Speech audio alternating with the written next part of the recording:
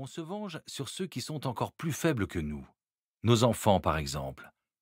Et si par hasard la chance nous sourit, on fait en sorte de la gâcher. C'est plus fort que nous. Il faut moisir dans sa condition, surtout ne pas s'élever.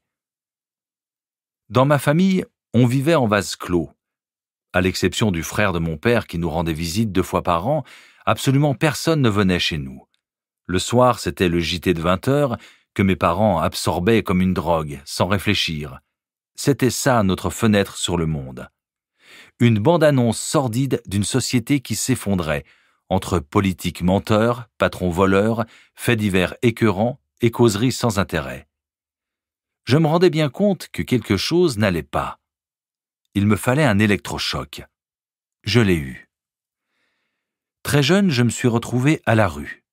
Foutu dehors. C'était le début de ma nouvelle vie. La rue, la galère, les poches trouées avec votre dernier billet de banque à l'intérieur, la faim, tout ça m'a fait comprendre très rapidement que je ne pourrais compter que sur moi. Vous pouvez me croire, c'est mieux que le JT. C'est d'une violence inouïe, mais au moins, ça vous sort de la passivité. Ça vous secoue, ça vous met dans l'action. C'est certain, il faut du temps pour donner du sens à ce qui, à première vue, ressemble à une énorme injustice, une de plus. Parce qu'au départ, c'est normal. On prend ce genre d'épreuve comme un échec. Personne n'est préparé à se retrouver seul dans ces circonstances. Être à la rue, ce n'est pas uniquement ne plus avoir de toit, c'est ne plus rien avoir. L'expérience ultime de la solitude, de l'humiliation, de la fragilité. La haine vous consume, vous dirige. Elle vous aveugle, vous fait faire les mauvais choix. Vous voulez vous venger tout de suite, alors que la véritable revanche demande des années et beaucoup de patience. Si Dieu existe, il m'avait vraiment donné les pires cartes possibles. Pas d'argent, aucun contact, rien. Mais malgré tout, je pouvais jouer. Je bluffais, je prenais des risques absurdes, j'échouais, beaucoup, mais je sentais que je pouvais finir par remporter la partie. Et puis, quand vous êtes une sorte d'animal fou qui vient de s'échapper du zoo, vous avez de l'énergie à revendre, une vendetta à mener. Le tout, c'est de croire en soi, se dépasser sans cesse, ne jamais perdre espoir, se projeter. Pour commencer, il faut canaliser l'énergie et les émotions qui débordent. C'est important de s'éloigner des personnes à problème, pathogènes, et de s'entourer de gens qui vous tirent vers le haut. Moi, ça a été Mélanie, ma sœur de cœur, ma partenaire de vie. Mélanie, je l'ai connue dans la galère à 20 ans, quand je n'avais rien, que je n'étais personne. Mais pour la première fois de ma vie, quelqu'un me regardait avec bienveillance et croyait en moi. Elle était convaincue que je pouvais faire de grandes choses, que je pouvais changer le monde, changer mon monde. Ce soutien inattendu, presque irrationnel, a bouleversé mon existence. Mélanie raconte parfois que j'étais un diamant brut mal taillé et recouvert de poussière. Il fallait simplement que quelqu'un le ramasse et le fasse briller. Le parcours a été long. 5 ans pour changer, me réadapter, reprendre confiance. J'ai finalement trouvé le bon état d'esprit, ce que j'appelle le mindset, ce qui vous anime, ce qui vous fait avancer, c'est essentiel. Ça vous permet d'oser croire en vous, de décomposer vos rêves en étapes, de les matérialiser par l'acharnement, l'obsession positive, et finalement d'atteindre vos objectifs. Quand je parle d'objectifs, je ne parle pas de matériel, mais bien de sens. Le pourquoi de notre présence sur Terre, le fameux « why », ce que nous allons faire de notre vie. Plus encore, ce à quoi nous allons la dédier, ce qui fait de nous plus qu'une simple enveloppe corporelle. Le « why », ce n'est donc pas une Ferrari ni une Rolex, c'est le « pourquoi je vis ». À 20 ans, on a rarement trouvé la réponse. Mais on peut déjà apprendre à se découvrir, s'écouter, sourire à tout ce qui nous arrive, y compris aux pires situations. Plus on galère, mieux on est équipé pour tout surmonter par la suite. La misère, quelle qu'elle soit, sentimentale, financière, familiale, vous prépare à prendre des coups. Et réussir, c'est ça, c'est prendre des coups.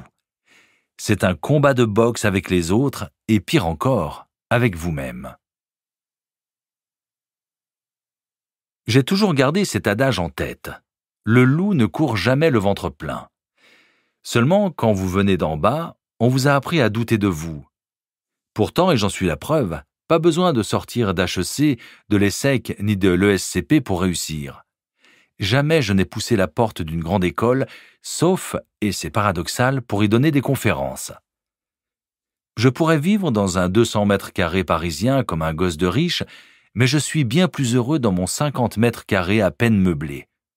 Je trouve mon confort dans l'inconfort, mon bonheur dans la simplicité. Mode de vie ascétique avec le strict minimum. Ça me permet de rester connecté au vrai monde, de travailler et de me souvenir d'où je viens, la rue. Quand on a connu le manque, on est capable de se priver de tout pour ne manquer de rien. Alors, on est invincible. Aucune dépendance, et surtout pas à l'argent. On est libre. Je ne suis pas devenu start-upper par vocation, par envie, grâce à ma famille ou à un réseau influent, mais uniquement avec ma fureur de vaincre, de changer les choses, de réécrire mon destin. C'est simple, je suis toujours à 200%, puissance maximum. Aujourd'hui, j'ai investi dans plus de 40 startups. Ces projets sont très majoritairement portés par des jeunes qui, comme moi, ne sont pas des héritiers. Ils sont mal nés, n'ont pas reçu d'argent ni de codes sociaux à la naissance. Ce qu'on leur a transmis, c'est ce réflexe de rester tout en bas de l'échelle. Sauf que, comme moi, ils veulent s'extraire de leurs conditions initiales. Et ils comprennent une règle essentielle. Éviter la victimisation, qui conforte, rassure, mais ne sauve jamais. Se considérer comme une victime, c'est creuser sa tombe. N'importe qui peut réussir. La condition, c'est de mettre sa rage au service de la créativité et de se nourrir des valeurs essentielles que sont le travail, la passion, l'ambition, la détermination, la résilience. Alors, des chemins s'ouvrent en vous, en dehors des voies classiques. Il faut les trouver, les défricher, pour soi et pour ceux qui suivront. Il faut se battre 2 fois plus, n'avoir peur de rien, honte de rien, et surtout pas de l'échec, souvent violent, néanmoins nécessaire. Après, plus rien ne vous arrête. Vous êtes un bulldozer, et tout ce qui se met en travers de votre route vous apporte de l'énergie et vous rapproche de votre promesse de vie. Qu'est-ce que je fais ici? Quel est mon talent? Quelle est ma passion? Quel est mon moteur? Quels sont mes rêves? À quel point ai-je envie de les réaliser? Comment réussir à me dépasser?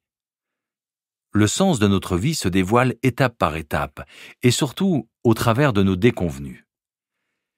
J'ai eu la chance de générer beaucoup d'argent, mais derrière la richesse, FID et mes investissements, il y a autre chose. Une philosophie de vie liée au dépassement de soi. L'argent n'est pas une finalité, mais une conséquence. Un moyen d'accomplir un objectif plus noble et plus élevé. Vous vous demandez quel est mon why? Changer le monde. Déclencher une révolution. Rendre le pouvoir au peuple. Secouer ce système vertical, élitiste et consanguin fondé sur l'héritage et la cooptation. Permettre l'extraction sociale. Offrir la possibilité de faire mentir son destin. Mettre la méritocratie au cœur de la société.